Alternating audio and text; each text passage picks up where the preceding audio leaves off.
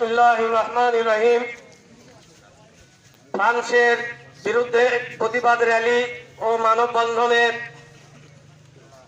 সভাপতি উপস্থিত বিভিন্ন গ্রাম অঞ্চল থেকে আল্লাহ প্রেমিক, রাসূল প্রেমিক মুসলমান ভাইয়েরা,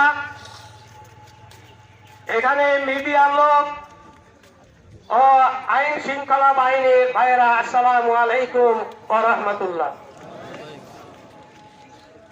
ফ্রান্সের প্রেসিডেন্ট, আমাদের নবী, বিশ্ব নবী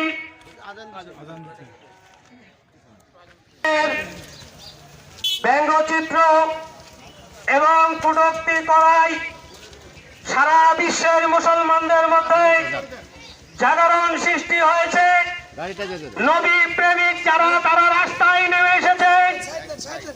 আমরা বরেন্দ্র অঞ্চলের মুসলমান, আমরা কেন ঘুমিয়ে আছি এমনই মনোভাব দেখে পরামর্শ করে আমরা আজকে হযরত মুহাম্মদ মুস্তাফা সাল্লাল্লাহু আলাইহি ওয়াসাল্লামের ব্যঙ্গচিত্র এবং কটূক্তি করায় ফ্রান্সের প্রেসিডেন্টের বিরুদ্ধে আমরা নিন্দা জ্ঞাপন করছি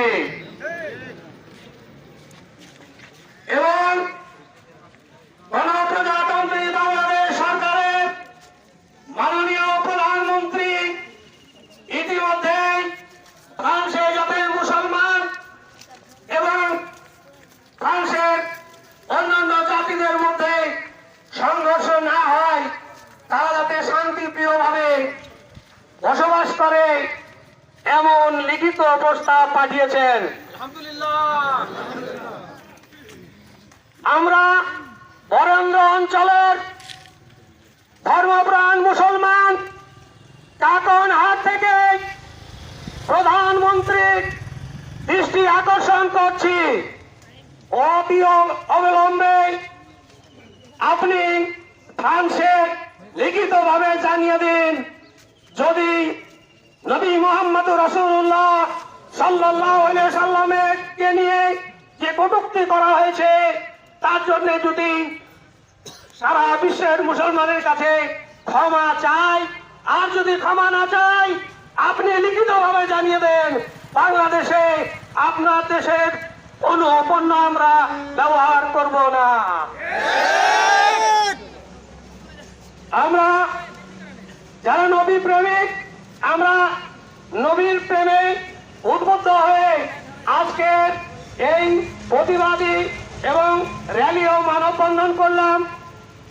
আমি সকলকে অনুরোধ করব, আপনারা যেখানে যেভাবে আছেন, এই সভা শেষে নামাজ পড়ে যে যেখানে যেভাবে এসেছেন সব সংঘবদ্ধভাবে সুশৃঙ্খলভাবে বাড়ি ফিরে যাবেন। আপনাদের দ্বারা যেন কোনো রকমের কোনো অপ্রীতিকর ঘটনা না ঘটে এই আহ্বান ব্যক্ত করে আগামী দিনে যদি প্রয়োজন হয় ডাক দিব। আমরা মুসলমান হিসাবে আমরা সকলে ঐক্যবদ্ধ হয়ে আমরা ওই ইহুদি বেনিয়াদের বিরুদ্ধে রুখে দাঁড়াবো ইনশাল্লাহ। এই আশাবাদ ব্যক্ত করে আমার সংক্ষিপ্ত বক্তব্য শেষ করছি। আসসালামু আলাইকুম ওয়া রাহমাতুল্লাহ।